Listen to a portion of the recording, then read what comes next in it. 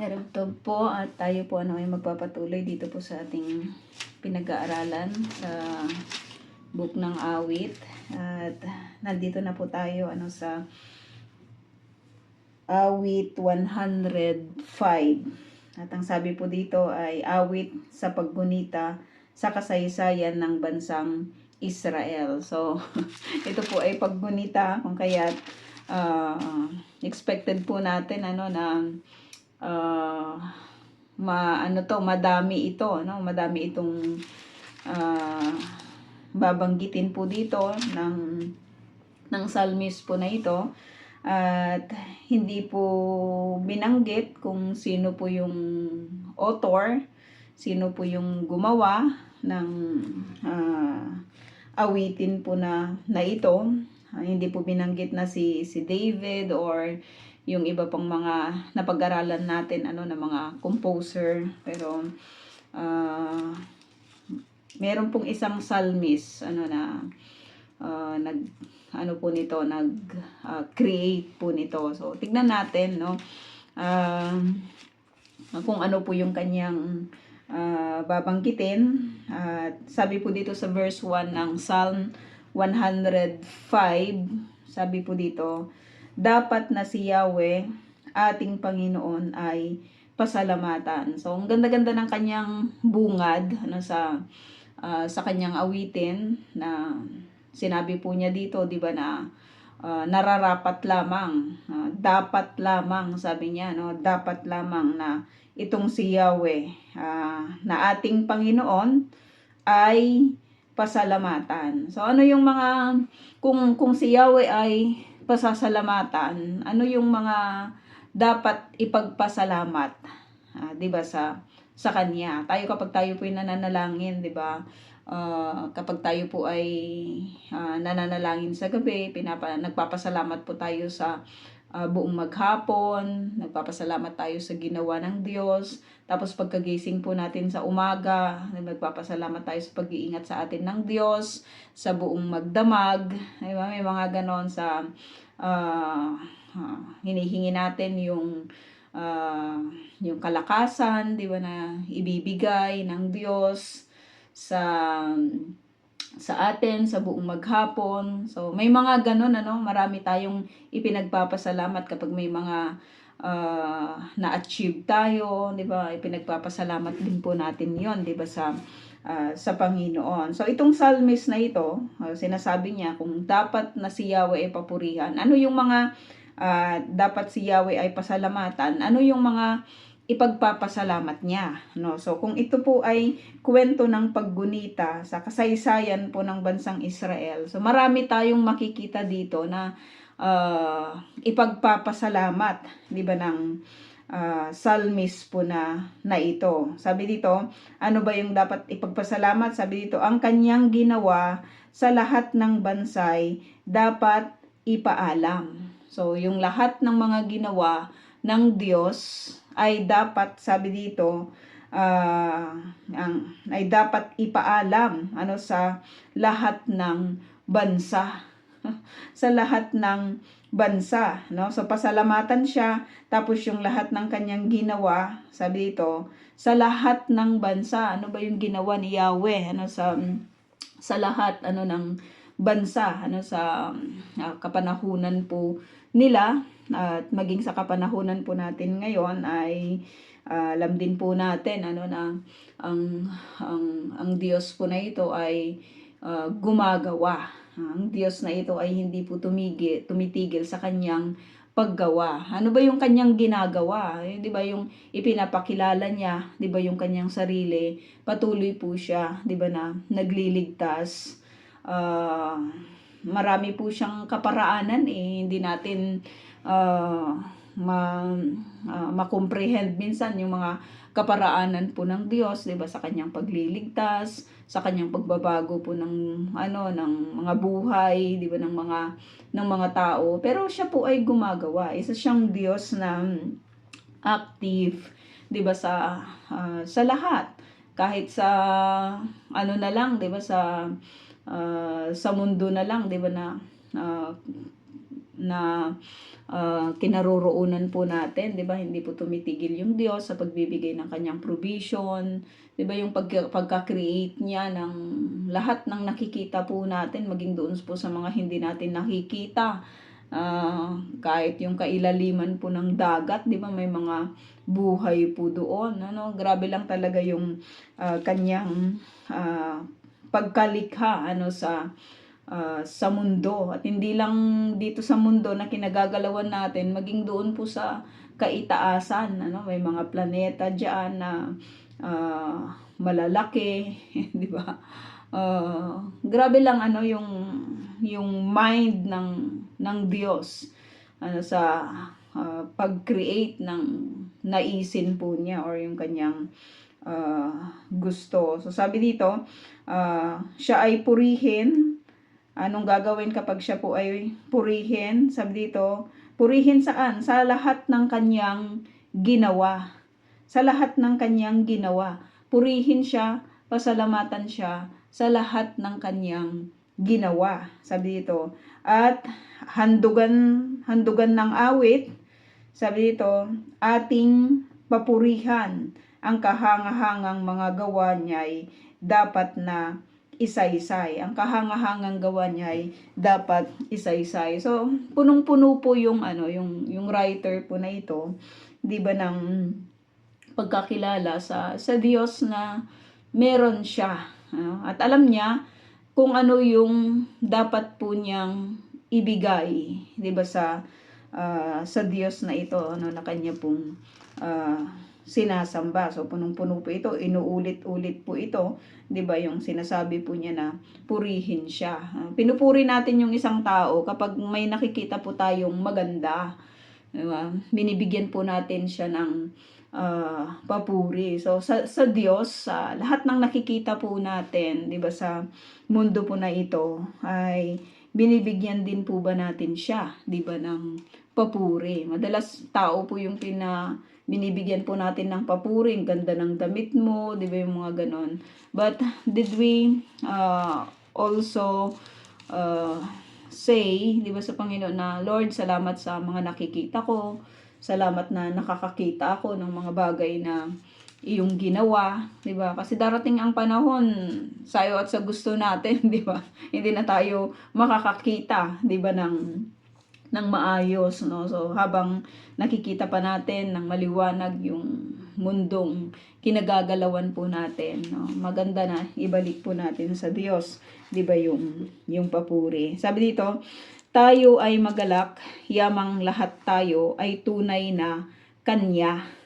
Tayo ay magalak, yamang lahat tayo, sabi dito, ay tunay na Kanya. So ang ganda-ganda ng kanyang composition, 'di ba? Ng kanya pong awitin. Actually, yung calling naman talaga ng Lord, maging sa kapanahunan po ni Abraham, ni Isaac, ni Jacob, nila David, lahat ng mga nakikita po natin, 'di ba, or nababasa po natin, napapag-aralan po natin na buhay ng mga tao na nandito po sa scripture.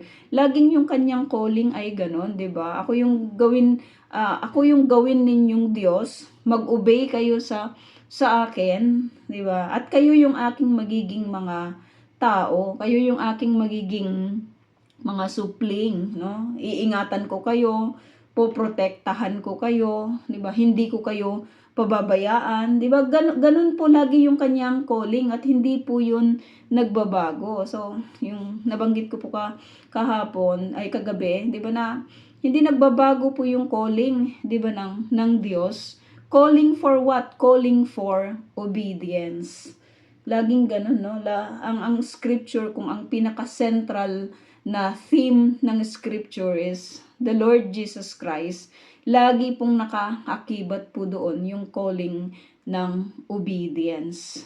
Laging pagsunod po yung konteksto, 'di ba, ng scripture. Kaya lagi po na every time na mag-aaral po tayo, 'di ba, sa salita po ng Panginoon, hindi mawawala yung yung obedience, 'di ba? Hindi mawawala yung kaisipan, 'di ba, ng pagsunod. Susunod ba ako o hindi? Magkaiba kasi yun, di ba, na maraming tao yung they say na I believe in God, pero iilan lang yung nagsasabi na I obey God. Magkaiba yun, di ba? Yung nagbe-believe ka lang kaysa doon sa nag-obey ka. At ang laging konteksto, di ba, ng scripture, at ang laging importante sa Panginoon, hindi yung hindi yung belief kundi yung obedience, no? Kundi yung obedience sa kanya. Sabi dito, tayo ay magalak yamang tayo ay tunay na kanya,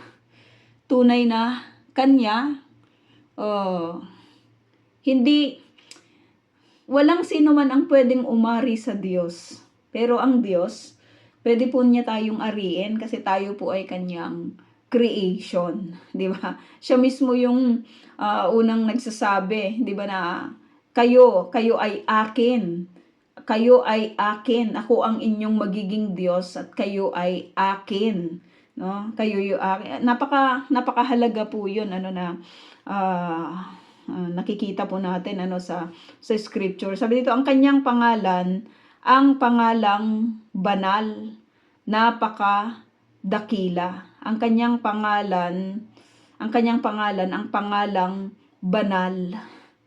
Ang pangalang banal, no? Pag sinabi po nating banal, walang bahid, 'di ba, ng karumihan. Kaya nga yung calling din niya as we obey, 'di ba, this God na tumatawag po sa atin, tinatawag po tayo, 'di ba, into a holy life, or holy living. Kaya nga present yourself, sabi sa Romans, 'di ba, na holy and acceptable, 'di ba, sa Panginoon. Kasi 'yun lang yung pwedeng i-accept 'di ba, ng Diyos, no, yung kabanalan, no. Sabi dito, napakadakila, lahat ng may nais maglingkod kay Yahweh ay dapat na magsaya. So, lahat ng may nais maglingkod, sabi dito kay Yahweh, dapat na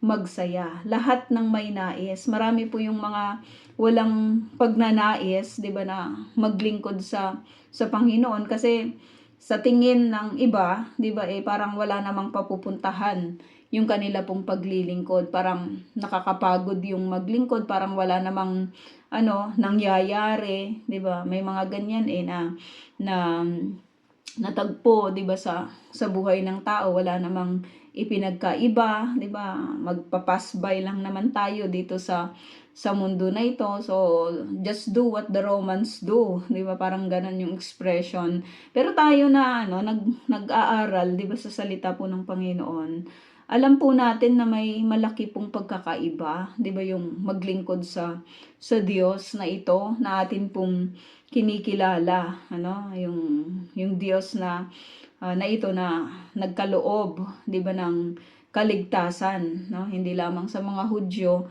kundi sa lahat, 'di ba, ng tatanggap sa kanya sa pamamagitan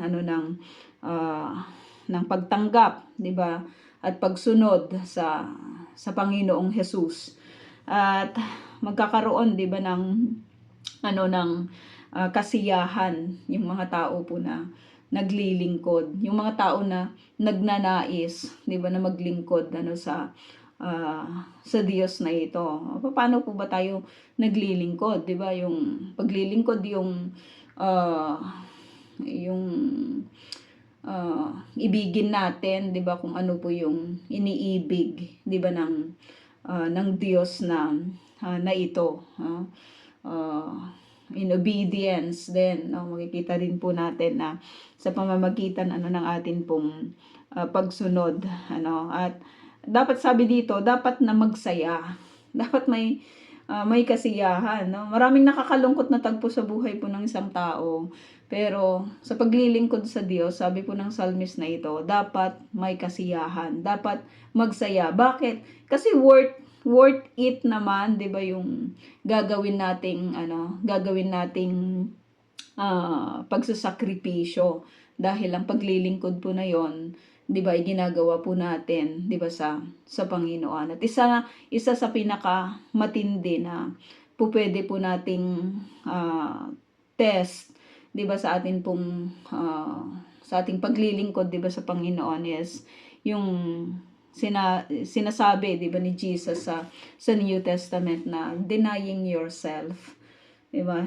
Hindi tayo tinawag para i-boost, 'di ba, yung ating pong mga sarili, pero in denying ourselves, in denying yung mga kagustuhan, 'di ba, ng katawan po na ito, 'di ba, ng kagustuhan ng katauhan po na ito, i-deny po natin 'yon, 'di ba? Hindi po natin 'yun susundin, kundi ang susundin po natin, 'di ba, ay ang kalooban, 'di ba, ng Panginoon, no? Makita, 'di ba, yung kalooban ng Diyos. Sabi dito, kung tayo po ay magsasaya, 'di ba, dahil doon po sa napakadakilang pangalan na banal nitong si Yahweh. Sabi dito, siya ay hanapin at ang kanyang lakas ay siyang asahan. Siya ay hanapin. Nasubukan na po ba ninyong maghanap? 'Di ba, kahit yung mga nawawala po nating gamit, no? Nag-exert ka talaga doon ng napakarami pong effort. 'Di ba? Nakakapagod po yung maghanap, lalong-lalo na kapag hindi mo talaga mahanap, 'di ba, yung hinahanap mo. Pero sabi dito ng psalmist, siya ay hanapin. Hanapin mo siya. Kung sa tingin mo, 'di ba, ay malayo, parang hindi mo siya kasama, katulad nila Mary at ni Joseph, 'di ba? Nakita nila na hindi nila kasama si Jesus, hinanap siya. Hinanap nila itong si Jesus kasi hindi nila 'yon kasama, 'di ba? Nung pag-aralan po natin last Saturday. Tapos itong binabanggit ng psalmist na ito, hanapin mo siya. Siya ay hanapin, hindi dahil sa nawawala, 'di ba, yung Panginoon, nandyan lang naman siya, 'di ba, palagi. Pero kung minsan kasi umiiba yung landas ng tao, 'di ba, nag-iiba yung kanyang direction. Kaya sabi niya, diyan sa kung nasaan kang direction ngayon, 'di ba, kung hindi mo maramdaman yung pagkilos ni Yahweh sa kung saan ka, sa ang location ka, sa mga oras na ito, sa tagpo ng buhay na ito, hanapin mo si Yahweh, 'di ba? Hanapin mo siya. At yung paghahanap po na yun, it will really take effort, no? Nandyan yung pagod, nandyan yung sakripisyo. Kasi sa paghahanap mo, 'di ba, marami kang makikita 'Di ba? Marami kang mai-encounter, 'di ba, na sa paningin mo, 'di ba? Bago mo makita yung iyong hinahanap. Pero kapag alam mo yung talagang nakakita na ba kayo ng isang tao na naghahanap ng wala? 'Di ba? Kapag naghahanap ka, meron ka talagang specific na na item or na tao, 'di ba, na hahanapin mo. At yung tao na yon ay alam mo, kilala mo, at mai-identify mo kapag ito ay nakita mo na, 'di ba? Or yung item na yon, kapag nakita mo ito, 'di ba, ay ma-identify mo na ito na yung iyong hinahanap. At itong psalmist po na ito, sabi niya, si Yahweh ang hanapin mo. Siya ay hanapin mo. So kung ano man yung sitwasyon, 'di ba, ng buhay natin sa mga kapanahunan na ito, kapag hindi natin mararamdaman mo naman yun 'di ba? Kapag hindi mo kasama si Yahweh, mararamdaman yun unless wala na yung banal na spirito, 'di ba, na naka-enthroned sa atin pong mga puso, kasi laging ang desire ng Holy Spirit, 'di ba, na naka-enthroned sa mga puso natin is to always connect with the Lord. Pero kapag wala na yon, kapag hindi mo na nararamdaman yon, magtataka ka mararamdaman supposed to be yon ng isang tao, 'di ba, na nagnanais, 'di ba, na makasunod, 'di ba, sa Panginoon. At kung nararamdaman na parang wala si Yahweh dito, parang wala akong kapahingahan dito, parang sarili ko lang yung inaasikaso ko dito, parang may kulang yata sa tagpo na ito. Sabi ng psalmist, hanapin mo si Yahweh, kasi si Yahweh lang talaga yung pwedeng makapagpuno 'di ba, ng kahit na anong kakulangan, 'di ba, sa buhay ng isang tao. Sabi dito, ano pa yung iyong gagawin kapag siya po ay iyong hanapin? Sabi dito, at ang kanyang lakas ang siyang asahan, hindi ang lakas ng kahit na sino man. Hindi ang lakas ng pupwedeng ipagkaloob ng kahit na sino man. Sabi niya sa iyong paghahanap dito kay Yahweh, sabi niya, yung lakas niya at ang kanyang lakas, yung lakas ni Yahweh ang iyong asahan. Grabing statement yun ng isang psalmist na kilala niya. Nakita natin, 'di ba, yung una pa lang na binanggit niya dito sa Panginoon. Nakaka-encourage, 'di ba, yung mga ganung mga tao na alam nila kung gaano kalakas ang Diyos na kanilang pinaglilingkuran, 'di ba? Yun lang yung dapat mong asahan, sabi niya. Gaano ba kalakas itong si Yahweh? No, gaano ba siya kalakas, no? Bakit kailangan siya yung asahan? Gaano ba siya kalakas, no? So as we continue, makikita po natin 'yon, no, na babanggitin din po niya. Sabi dito, siya ay hanapin ulit-ulit. Siya ay hanapin, bakit? Upang mamalagi sa kanyang harapan. Hindi sa kanyang likuran, kundi sa kanyang harapan.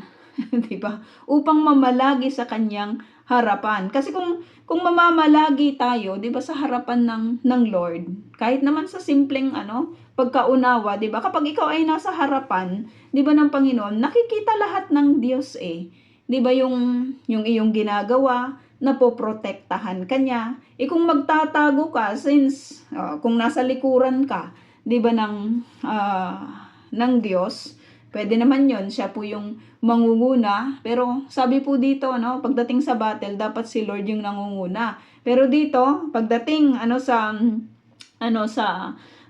pamamalagi, sabi dito, siya ay hanapin upang mamalagi sa kanyang harapan, no? So kung kaharap mo 'yon, so you are accountable, 'di ba, sa lahat ng accountable ang isang tao na mamamalagi, 'di ba, sa harapan ng Panginoon, no? Sa harapan nitong si Yahweh. So accountable siya.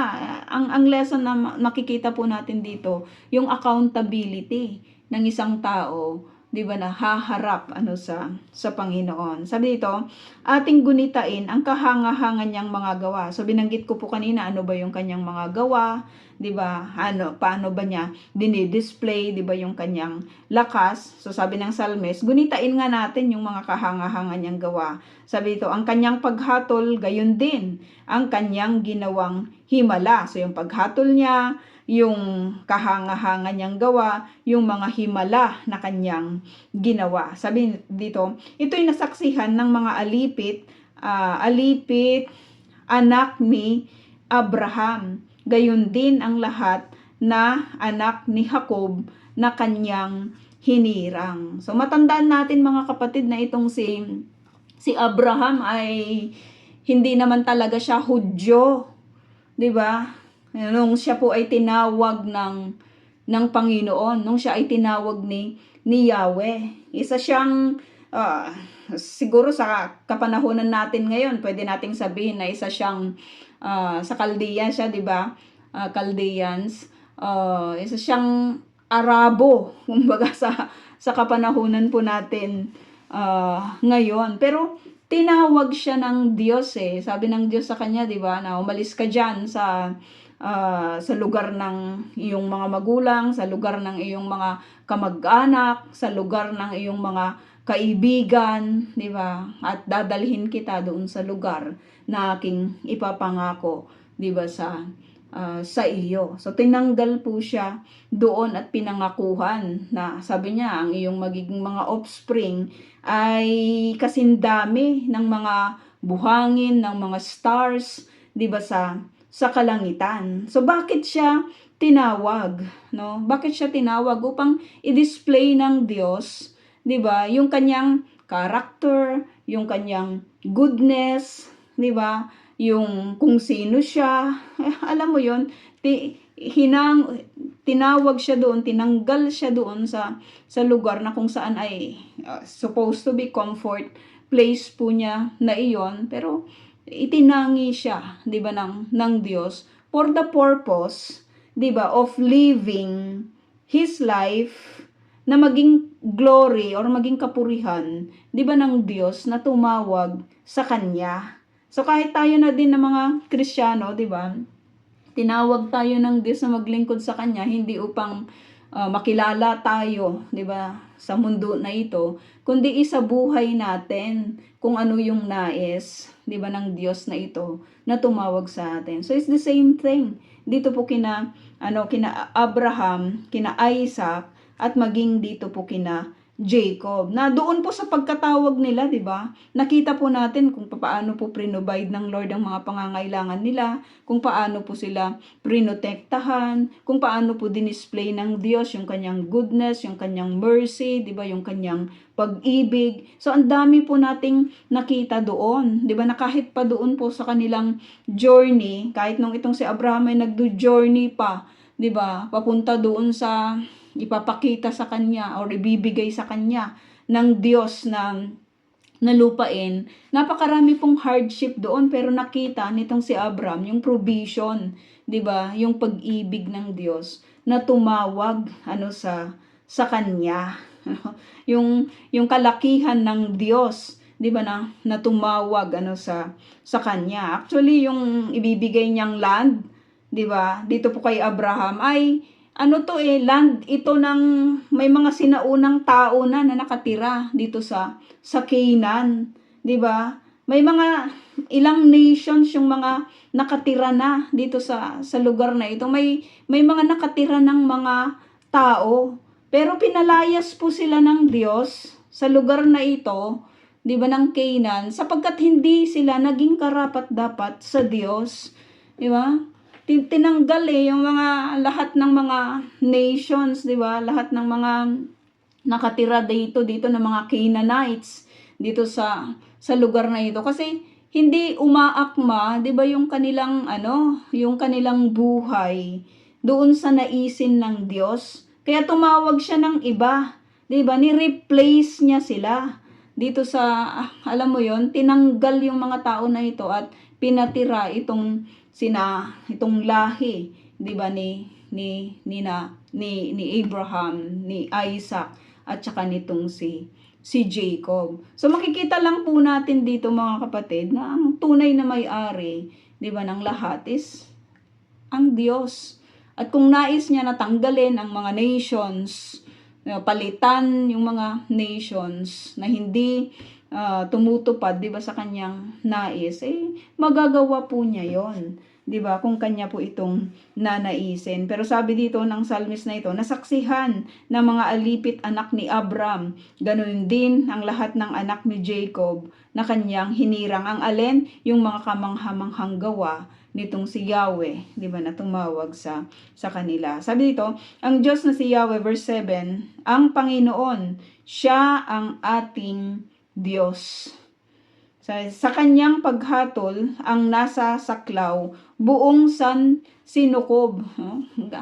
Ang ganda-ganda ng kanyang ng kanyang theology tungkol sa Diyos na meron siya, no? Sabi dito, ang tipang pangako'y laging nasa isip niya kailanman, ang mga pangakong kanyang binitawan sa lahat ng sa lahat ng angkan. Hindi lang iisang angkan, kundi sa lahat ng angkan. Sabi dito, ang tipan ng Diyos ay unang ginawa niya kay Abraham, at may pangako ring ginawa kay Isaac na lingkod na mahal. Sa harap ni Jacob, ang pangakong ito'y kanyang pinagtibay para sa Israel. Ang tipan na ito ay pangwalang hanggan. Ano yung tipan na yun, mga kapatid? 'Di ba? Na siya yung magiging Diyos nila, at si Yahweh, 'di ba, yung kanilang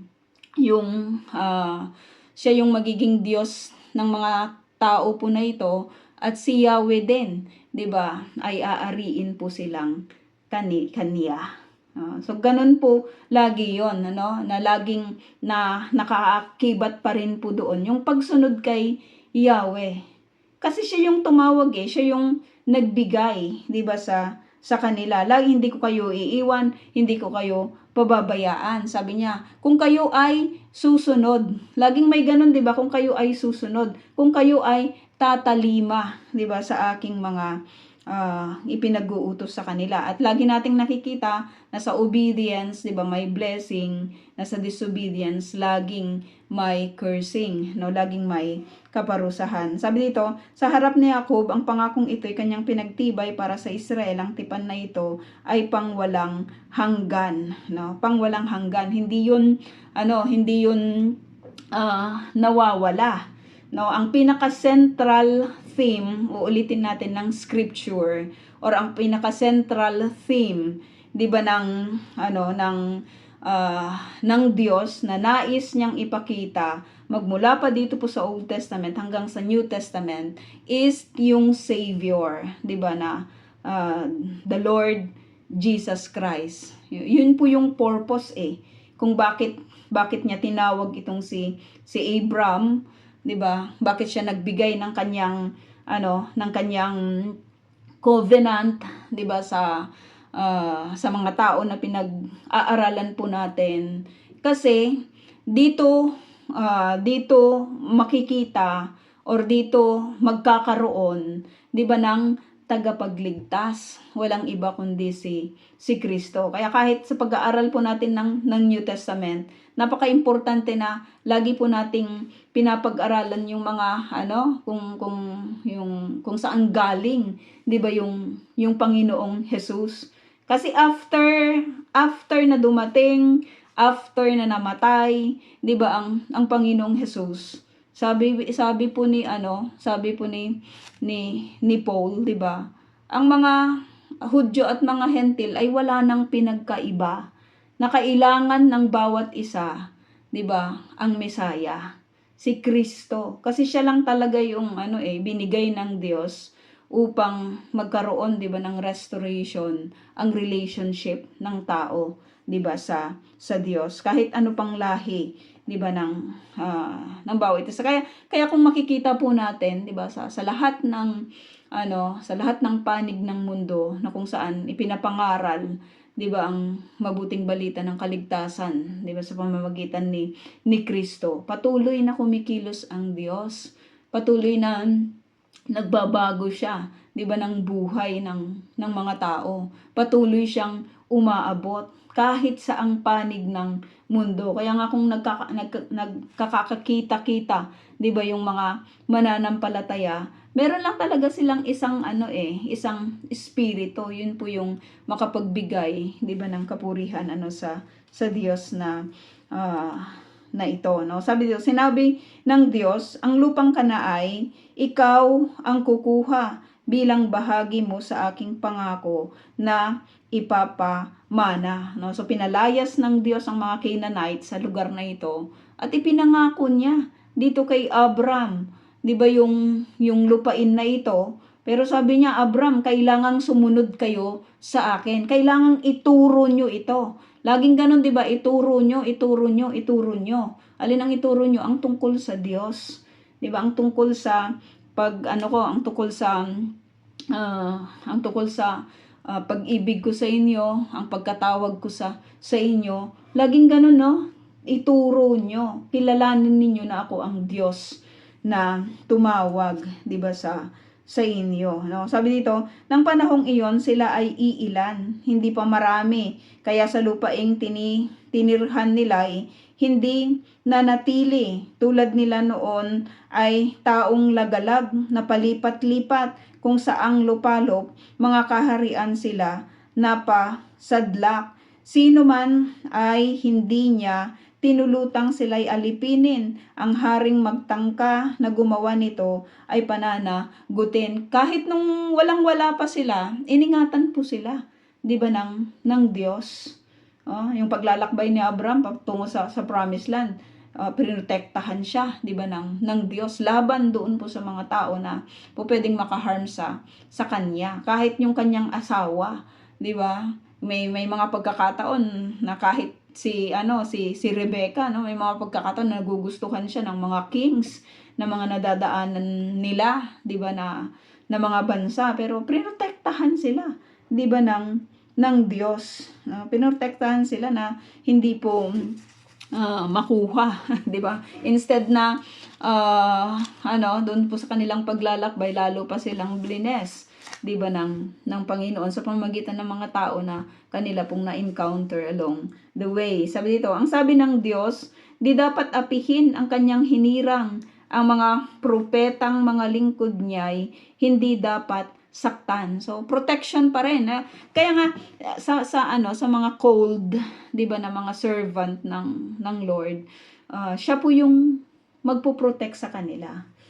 Iingatan po sila. Sabi dito, sa lupain nila'y mayroong taggutom na ipinarating itong Panginoon, kung kaya nagdahop sila sa pagkain. So dito makikita natin na yung taggutom na nangyari gawa din ng Diyos. Alam mo, pagdating ni Abraham sa Canaan, 'di ba? Marami pa siyang mga nadaanan, 'di ba, na mga lugar. Walang-wala naman yung lugar na ito nagkaroon ng taggutom, 'di ba? Pero dito natin makikita na si Yahweh din pala yung doon ang gumawa noon. So nagpunta pa sila sa iba pang mga lupain din, 'di ba, para po sila ay mabuhay. Pero sabi dito, subalit ang Diyos sa unahan nila'y may sugong lalaki tulad ng alipin, ibinenta nila ang batang si Jose. So babanggitin niya lahat yung nakaraan, kasi ito nga ay paggunita sa kasaysayan, 'di ba, ng bansang Israel. So sa tingin nitong ng mga kapatid nitong si Jose, tayo naman alam na natin ito mga kapatid, 'di ba? Kasi pang ilang beses na rin po natin itong napapag-aralan na alam po natin, 'di ba, na nagkaroon din ng taggutom sa kapanahunan po nila, at yung pagbenta po nila dito po kay Joseph sa Egypt ay naging po to, no, naging pagpapala hindi lamang sa pamilya nila, kundi sa lahat ng mga tao sa kapanahunan po nila, kasi itong si Joseph ay naging makapangyarihan, 'di ba, sa Egypt. Hindi siya naging makapangyarihan dahil magaling talaga siya, pero alam po natin yung kanyang kwento, 'di ba, na itinaas siya ng Diyos dahil doon po sa kanyang pagsunod sa Diyos, at hindi po siya nakipag-compromise. Hindi siya nakipag-compromise kahit pahirapan siya, 'di ba? Kahit makulong siya, 'di ba? Kahit itatwa siya pag planuhan siya, 'di ba, ng masama, hindi siya nakipag-compromise. Grabe lang yung kanyang pagtingin, 'di ba, doon sa Diyos, na batang-bata pa ito si Joseph nung siya po ay dinala sa Egypt. Pero yung ganong klase ng pagtingin sa Diyos, 'di ba? Iningatan po siya, 'di ba, ng Diyos, at itinaas, 'di ba, yung kanyang kalagayan sa Egypt, no? Sabi dito, mga paa nito'y nagdanas ng hirap ng maikadena, pinapagkuwintas ng kolyar na bakal, pati liig niya, kasi nga slave siya, 'di ba, nung dumating siya sa Egypt, hanggang sa dumating ang isang sandali na siya'y subukin nitong si Yahweh, na siyang nangakong siya'y tutubusin. Ang ginamit ng Diyos ay isang hari upang lumaya. Pinalaya siya nitong haring ito na namamahala doon sa palasyong tahanan ng hari. Pinapamahala ang buong lupai. Si Jose ginawa niyang katiwala. Siyang sinusunod ng mga prinsipe doon sa palasyo. Siya ang pag-asa ng mga matandang ang gaway magpayo. So grabe lang talaga yung grabe yung ginawa ng Diyos. Hindi ginawa ni Jose yun. Ang ginawa ni Jose ay nag-obey siya sa Panginoon. 'di ba? Nagsakripisyo siya para maingatan niya yung kanyang yung kanyang sarili laban doon po sa sa mga nais magpabagsak, 'di ba, sa kanya. At naging sandata lang nitong si Jose ay yung katapatan niya, 'di ba, sa Panginoon. Pero nakita natin, 'di ba, na doon po sa kanyang mga sakripisyo kahit nahirapan siya. Kasi pwede naman siyang makipag-compromise 'Di ba? Sana sa mga kapanahunan na 'yon para sa tingin niya. Kasi yung compromising naman mga kapatid, hindi yan talaga nagtatagal. 'Di ba? Wala pa akong nakikitang compromise, 'di ba, na nagtagal, 'di ba, sa tingin lang siguro ng tao na parang okay naman, pero hindi. Kung sa buhay na lang natin, 'di ba, parang sa atin na lang hindi naman naging mabuti, 'di ba, yung mga compromising na nangyari or ginawa natin sa buhay natin. Sa scripture ganun din yung napapag-aralan natin, 'di ba, na alam mo yung mga taong nakipag-compromise, hindi rin naman sila nagtagal, no? Hindi rin naging panatag, 'di ba, yung mga naging buhay po nila.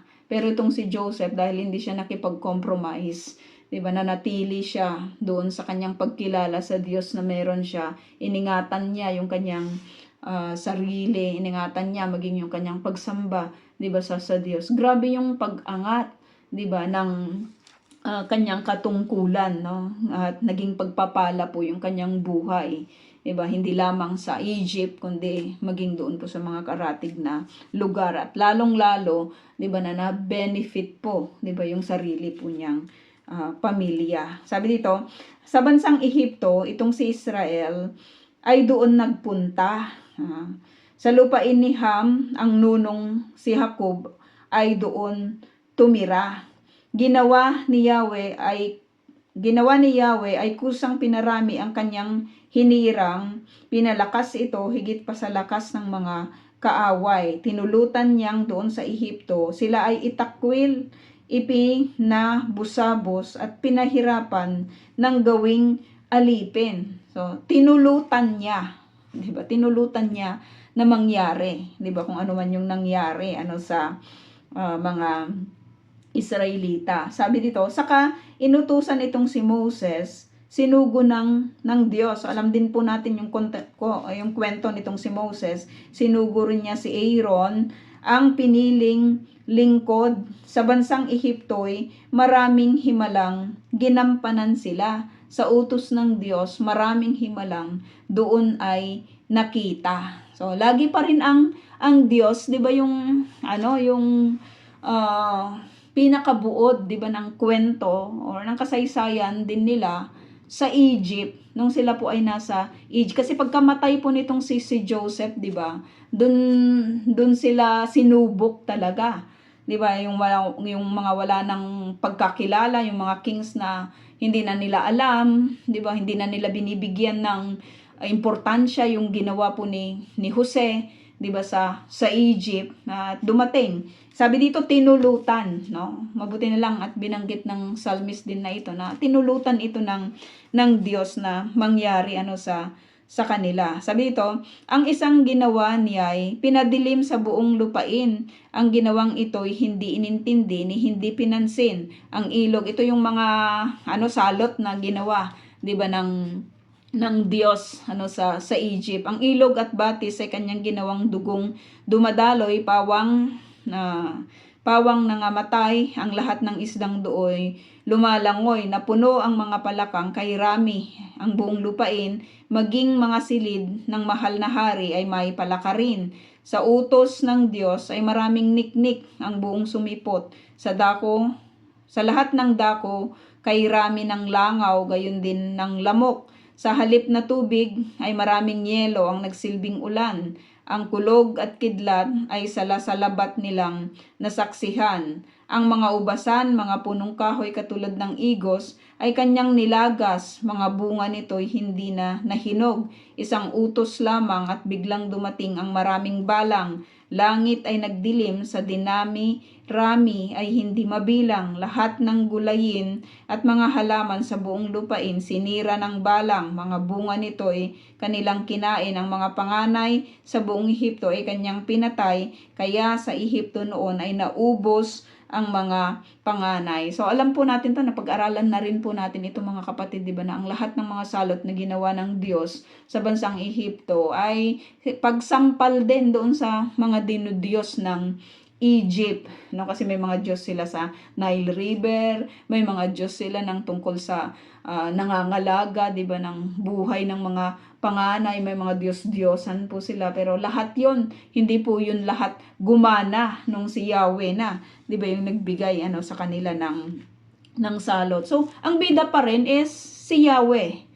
No, siya pa rin yung bida, hindi sina Moses, hindi sina Aaron, di ba? Si Yahweh pa rin yung pinaka buod, di ba, ng kwento na ito, no? Sabi dito, pagkatapos nito, ang bayang Israel kanyang inilabas. So, nasa labas naman, ilalabas naman sila mula doon po sa kanilang pagkaalipin. Malulusog sila't lumabas, nadalay mga gintot, pilak. Alam natin na binigyan po sila ng pabor ng Diyos, no? Ang Diyos po yung talagang kumilos sa mga puso ng mga Egyptians upang bigyan po sila ng mga gintot, ng mga pilak. So si God pa rin yon, no? Sa power pa rin ni God. So binanggit po natin gaano ba siya kalakas? Napakalakas niya. Kasi kaya niyang kontrolin yung lahat, kayang kontrolin yung nature, kaya niyang kontrolin maging yung puso, 'di ba, ng tao, kaya niyang protektahan yung ganito karaming mga tao na ilalabas niya, 'di ba, sa Ehipto. Sabi dito, pawang nangatuwa ang mga Ehipsyo nang sila'y umalis pagkat natakot na sa mga pahirap nilang tinitiis, no? So yung mga salot na yon, 'di ba? Sabi niya, umalis na kayo, no? Kasi problema namin kayo, no? Kung nandito kayo, patuloy kaming magkakaroon ng problema. Sabi dito, ang naging patnubay nila sa paglakad kung araw ay ulap at kung gabi naman ay haliging apoy na nagliliwanag. Nang sila'y humingi niyong makakain, pugo ang nakita at buhat sa langit sila ay binusog ng maraming mana. Sa bitak ng bato, bumukal ang tubig, nang sila'y mauhaw, pinadaloy niyang katulad ay ilog sa gitna ng ilang. So alam natin din yung kwento nito, 'di ba, na isa sa mga dahilan kung bakit hindi po nakapasok itong si Moses sa Promised Land ay dahil nawalan po siya ng sablanot. 'Di ba, nawalan siya ng pasensya dito po sa mga mapagreklamong mga Israelita, 'di ba, sa kapanahunan po nila. Pero provide pa rin ng Lord yung kanila pong mga pangangailangan maging doon po sa disyerto, no? Sabi dito, nagunita ng Diyos ang kanyang ginawang mahalagang tipan, ang pangako niyang sa tapat na lingkod niyang si Abram, no? Sabi dito, kaya't ang bayan niyang kanyang inilabas, na lugod ng kanyang ialis, umaawit sila ng buong alindog. Grabe naman translation niya. Ang mga hinirang ay binigyan niya ng lupang malawak. Sila ang nag-ani sa lupaing iyong iba ang naghirap, no? Ginawa niya ito upang ang tuntunay kanilang mahalin. Bakit ba ginawa ng Diyos 'yon, no? Ito yung pinaka final na statement ng psalmist na ito. Bakit niya tinawag itong si Abram, itong si Isaac, itong si Jacob? Bakit niya tinawag itong mga Israelita? Bakit niya sila iniligtas, no? Bakit niya sila dinala sa Promised Land? Bakit niya dinala sila dito sa Kanaan, no? Dito sa Promised Land. Bakit tinawag sila bilang isang nation? Maliit lang sila, 'di ba? Pero bakit sila tinawag? Sabi po ng psalmist na ito, napaka ganda po ng kanyang statement. Sabi niya, ginawa niya ito, 45, upang ang tuntunay kanilang mahalin. Upang ang tuntunin ni Yahweh ay kanilang mahalin. Mahalin nila. Kasi sa dami ng kanilang mga pinagdaanan, 'di ba? Dinisplay ni Yahweh yung kanyang pag-ibig sa kanila, no? Pero 'di ba? Grabe lang talaga yung tao na ang dali niyang makalimot. O kung bago natin sila husgahan, 'di ba ganyan din naman tayo na sa dami-dami ng ginawa ng Diyos sa buhay natin, minsan hindi hindi natin 'yun naaalala, 'di ba? Nalilimutan natin yung mga sandali, 'di ba, na kinalinga tayo ng Diyos, no? Pero sabi ng psalmist po na ito, ginawa niya yung lahat ng kanyang mga ginawa, itong mga kanyang mga binanggit dito ng dami. Sabi niya, upang ang tuntunin ni Yahweh ay kanilang mahalin. Sabi dito, yaong kautusan, ang utos ni Yahweh ay kanilang sundin. Anong dahilan kung bakit sila nandito? 'Di ba? Para yung utos ni Yahweh ay kanilang sundin. Yung kautusan ni Yahweh ay kanilang sundin at yung mga tuntunin ni Yahweh ay kanilang mahalin. Oo, hindi pa tapos ang Diyos. 'Di ba sa Israel, no? Hindi pa tapos ang Diyos sa Israel, sa mundo, 'di ba, sa lahat ng mga tao. Patuloy pa rin naman, 'di ba, yung patuloy pa rin naman sa pagbabahagi, 'di ba, yung mga taong tinawag, 'di ba, ng Diyos na magbahagi, 'di ba, ng kanya pong mga salita. Tayo iba po yung ating pagkatawag, 'di ba? Kasi in-station po niya tayo sa loob ng mga tahanan, 'di ba, ng mga tao po na ito na pinaglilingkuran natin upang upang sabi dito, upang ipakita, 'di ba, na yung mga tuntunin ni Yahweh ay dapat na mahalin.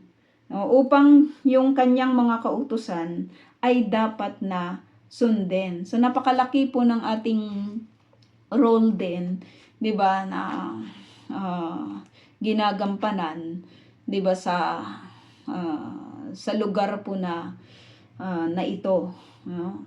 Sa lugar na ito, especially doon po sa mga doon sa mga doon sa kung saan po tayo, 'di ba, inilagay, 'di ba, ng Diyos upang maglingkod, 'di ba, sa kanila, ipakita yung pagmamahal ng pag-aalaga, 'di ba, sa kanila. Kung malayo, katulad si Sister Lorna, 'di ba, doon sa kanyang kinagagalawan din na lugar ay ipakita din kung gaano po kabuti, 'di ba, yung Diyos na tumawag, 'di ba, sa kanya. So ang purpose ng lahat ng ito ay upang ipakita, 'di ba, yung kadakilaan ng Diyos. Upang alam mo 'yon, upang makita, 'di ba, ng lahat ng tao na meron pong Diyos na hindi po tumitigil, 'di ba, sa kanyang pag-display ng kanyang pagmamahal, 'di ba, at ng pagliligtas. Ang Diyos na si Yahweh, 'di ba, para sa sangkatauhan. Create tayo as Filipinos. And we have also, 'di ba, yung responsibility to minister, 'di ba, to our fellow Filipinos. At yung paglilingkod naman natin, 'di ba, sa mga employers po natin, makikita po, pangako yun kasi ng Diyos, 'di ba, sa kanila, no, na aalagaan sila ng mga foreigners. At napakapalad natin kasi isa rin po tayo doon, no. Pero may mga Arabs din, no, may mga ministry yung mga Arabs na talagang inaabot po nila yung mga kapwa din po nila, mga Arabs. Meron din yung mga Messianic Jews na inaabot po nila yung kanilang mga kapwa Hudyo. So kahit doon sa area po na yun, mga kapatid, yung pagkakalagay po ng Diyos sa atin as nation, 'di ba, as individual people, 'di ba, for His glory, inayos din po 'yon, 'di ba, ng Diyos. At sa kapangyarihan po niya, 'di ba, ay kanya pong bibigyan ito, 'di ba, ng katagumpayan if we only obey. At yun po yung ating lesson at itatype ko na lang po yung ating question. Erev Tov po.